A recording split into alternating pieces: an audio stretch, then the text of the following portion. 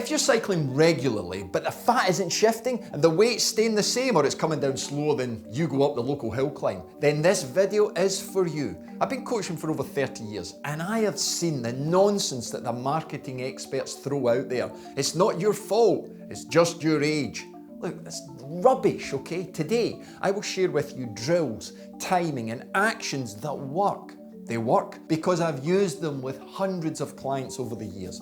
And before you blame your discipline, let me tell you something. Just because you're cycling more does not automatically give you the guarantee that you're going to burn more fat, because it builds fitness.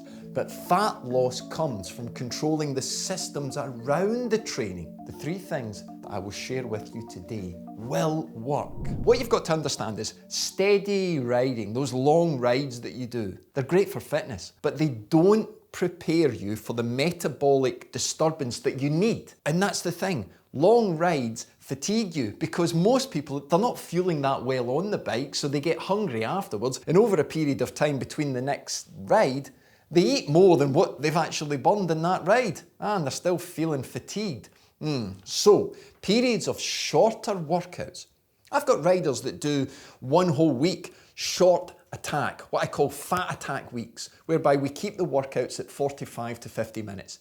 And then we can flip to a week whereby we have steady riding, we build up the zone 2.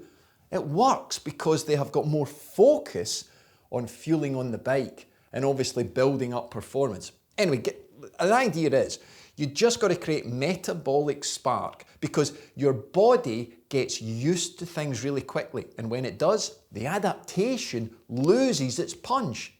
Remember your first date with a partner. Maybe you've been married for many years. Yeah, you took a shower, you bought some new clothes. Now look in the mirror at you, you fanny. You've entered the comfort zone. Your body does the same. So you've got to get ready. Jab, jab, and then punch. These shorter, harder workouts could be something like 20 seconds. Hard as you can. Sprint fast. Push, push, push. 30 seconds recovery or something like that. You've just got to create hard attacks to the body. And it can be done inside a 10-minute warm-up, a 10-minute block of work, a 10-minute cool down. That's 30 minutes. And you could be doing 3 or 4 of them in the week. Now you're going to build up what we call EPOC, exercise post-oxygen consumption. You don't really need to understand it. All you need to know is your engine burns hotter. Like a car, you're going to burn a few more calories. But you've got to understand that the discipline of these workouts only works if the discipline of your life fits into it. Just don't overeat. Use your real food, yeah? Stick to your plan, and it works, okay? So when you wake up in the morning, you've got 1 hour to roll out the red carpet for your day. This can be a game changer for most people. You don't just fall out of bed and then fanny about and complain about the weather, complain about your boss, complain about everything. You get focused. You're going to do a workout before you eat. It's not going to be a zone 2 spin. You've got to get the heart rate up. Now I've set lots of workouts. You can even just search fat for fuel workouts. I put over 5,000 people on those workouts, all of them getting results. What you're trying to do is to stimulate your metabolism because you are semi-fasted. Now, let's be clear, I am not an advocate of fasting periods. It can work in short periods, but this is semi-fasted because you've had your sleep, yeah? You've had your dreams about new bikes and you've sweated a little bit, but you get on that ficking bike, okay? Inside that first hour, you get that 30, 40, 50-minute workout done. Boom, red carpet rolled out. You can organise your breakfast. You've done that the night before. You know what you're having. Everything is in this routine because you're focused on weight loss and you're not going to blame anyone else other than yourself. So you can plan this ahead. And think about this. If you start the day or the golden hour with the red carpet approach, you've got less chance to fuck up your day, okay? Because you've made such a positive start. If it starts like a car crash, then it's going to end up a train crash by the end of the day. Look at your weight loss day to day in the week. Yeah, what I mean is Monday to Mondays, not Monday to Sunday, the day before. If you're constantly looking over your shoulder at just what happened 24 hours later, you're going to fail because your body's readiness It's hormonal levels, how you conserve and use energy changes day to day. You got to understand that. So start to build up a pattern of what is it on a Monday? What is it on a Monday in January compared to what it was on a Monday in December?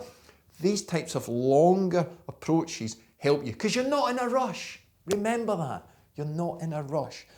The people who are consistent over a period of time, they win. The long rides are still waiting there for you because they really do help your mitochondrial growth, which will ultimately help your fuel efficiency in the long run. That's more maintenance. Let's get dirty in the punching, okay? The jabbing and the hooks and the big knockout punches with the weight loss strategies. Now, I coach a lot of riders who actually have blocks of weight loss specific training and blocks of performance training. That's okay. In fact, some riders, I give them one specific workout per week that is totally focused on fat loss, and then we build that up over a period of time. After a ride, most riders would eat immediately. Yeah, eat within that first 30 minutes. Boost the immune system. But if your goal is fat loss, you need to manage the appetite spike that happens after exercise. So here's a simple rule that you can follow and will help you. If you exercise, under 90 minutes is the golden rule, but it could be an hour, depending on your fitness level. I just want you to drink water. Wait 30 minutes minimum before you eat anything, and always try and eat less than what your device measured in terms of calories, okay?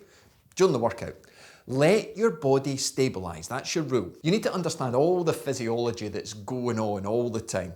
So just start a timer, say, on your phone. 30 minutes, then start to eat. And if you're close to, say, your next meal, just wait for that. And if you're serious, which I know you are, about your journey, then you've cleaned up your nutrition anyway, and you've got the right levels of protein and fiber in the meals that you have, okay? So, look, just use your common sense here, okay? It's dead simple. If it's a hard ride, say in the summer, and it's making you sweat a lot, you need the water and electrolytes. Really, you've got to get them in. Use the weigh in, weigh out method. You know, weigh yourself before, weigh yourself after. That loss is fluid. You've got 2 to 4 hours. Get that fluid in and add 500 millilitres over that period of time for passive sweat. But if your ride is over 90 minutes, then you're fueling on the bike anyway, aren't you? Yeah, there's no excuse, nothing at all. Because when you go over that period of time, you're using up stored fuel, you've got to replace. 20 to 40 grams of carbohydrate per hour for most people is fine. Now, let me be clear. Not fueling in the first 30 minutes after exercise, that is not a performance strategy. If you're doing hard training block or you're racing, you should refuel quickly. But if your goal is fat loss, then that 30-minute buffer helps control the appetite rebound that often leads to overeating. Yeah, look, if your diet is all about energy bars and protein shakes, yet you're trying to lose weight, you're fighting an uphill battle. You're fighting a losing battle. You've got to focus on fueling from real food. Having periods where you do not train beyond 90 minutes and you keep everything in that fat loss focus, maybe for 2 or 3 weeks, that works. This is when we're mixing up performance versus weight loss comes in. But you've got to stick to what your goal is, and you've got to sometimes turn off the noise and focus on what works for you. But that 90-minute window really does help because you're burning up fuel that you already have. And sometimes it's easy to get tricked into eating a lot more over a period of time than you actually burned in the workout. You can do it. I know you can do it. My Bulletproof movement has people just like you kicking back against age, kicking back against weight, putting their fitness in the top 1% for their age. Look, just like Mark, check out his post. Look what he says, loving the journey. Come on, you can do that. And hey, look, if you need a plan just like Mark that's built for your age, your fitness, your weight, your goals, then click the link and get matched to a plan that finally fits you perfectly. Want more help? Just check out the next video. It's about belly fat, okay? Keep spinning, keep smiling, and I'll see you in the next video.